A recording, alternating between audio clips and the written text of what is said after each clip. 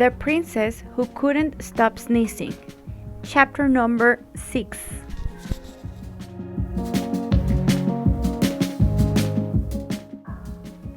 The wedding day, a magnificent carriage picked Rosalind up, who was dressed in a beautiful wedding gown. It took her to the castle through the village with her father.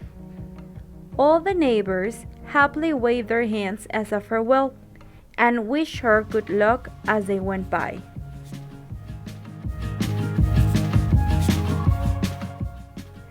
When they finally arrived at the castle, the king and queen were there to welcome them. They all went into the chapel and the ceremony began. It was just then when Rosalind began to sneeze. At the beginning, the sneezes were sporadic. However, in the moment when the priest asked the girl if she accepted Roman as a husband, she got such a sneezing fit that to answer affirmatively, she had to bend her index finger up and down so it would be clear she accepted. During the wedding venue, while she was welcoming an endless line of guests, she sneezed every 3 or 4 people. So she shook their hands with the right hand and had a handkerchief ready in her left to cover her nose. During the banquet and toast, the sneezing got worse.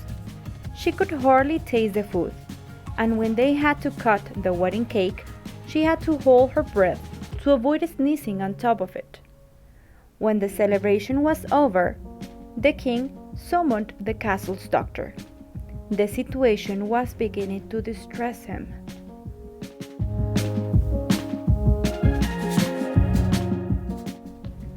The doctor thought it was all generated by an allergy, but that he couldn't say what was inducing it, so that it became clear that they would have to dismiss probable causes. First, they took all the cats away from the palace, which caused a terrible headache and trouble to the queen.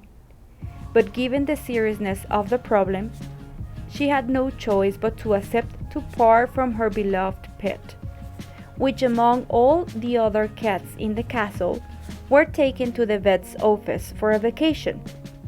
So to speak, when they noticed that the princess was still sneezing, their vacation ended and all of them returned to their daily routines at the castle. They moved the princess to a different room, because the first one had a wonderful view to the castle garden and colorful and possibly dangerous flowers. The queen had a new room, decorated. It was on the east side with a view to a snow mountain. For the newlywed couple, in spite of being a little more humid and darker than her original one. But the princess couldn't still stop sneezing, so after a while, the prince and Rosalind returned to their original room. One by one, different sorts of food were taken from her diet, but that proved to be unsuccessful as well. The prince was utterly worried about Rosalind's health. She could barely eat between a sneeze and another.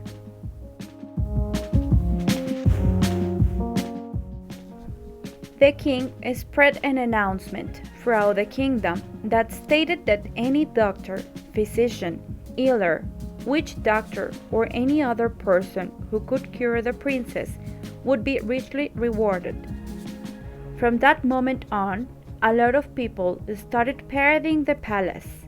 People from different countries that claimed they could cure the princess' ailment. They all set camps around the castle, where they waited for their chance to cure Rosalind. It looked like a 3-ring circus. The strangest characters came in and out of those tents. Men with huge turbans, others with dark skin and long robes. Little bald fellows with strange makeup, women with lost looks dressed in colorful skirts, with moon and star motifs. Huge men with bizarre bracelets and medallions, just to mention a few. This amount of people caused a great deal of trouble to the palace dwellers. For starters, besides the normal noise they made, were the constant tunes that some played which were supposed to have healing powers. The witch doctors rehearsed at the same time the strangest songs with acute or loud sounds along with chilling voices.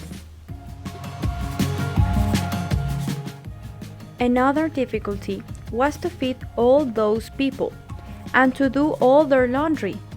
The castle's cooks had to hire extra help to cut the vegetables or to do the dishes. The silverware was on duty day and night.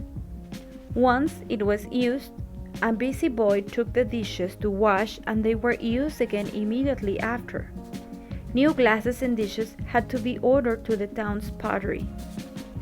The laundry service in the castle worked overtime until the royal laundry chief declared a strike. Her employees couldn't possibly wash all that clothes.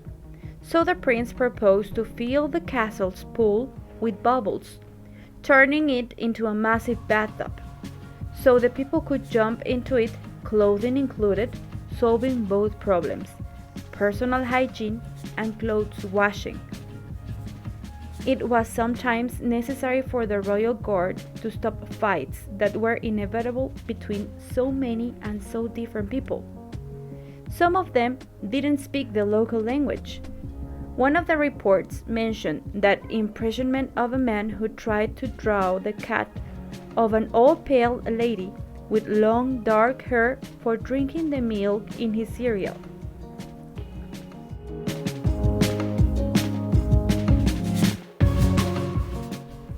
Rosalind, unaware of all the problems her sickness had brought upon the castle, became a very mindful patient.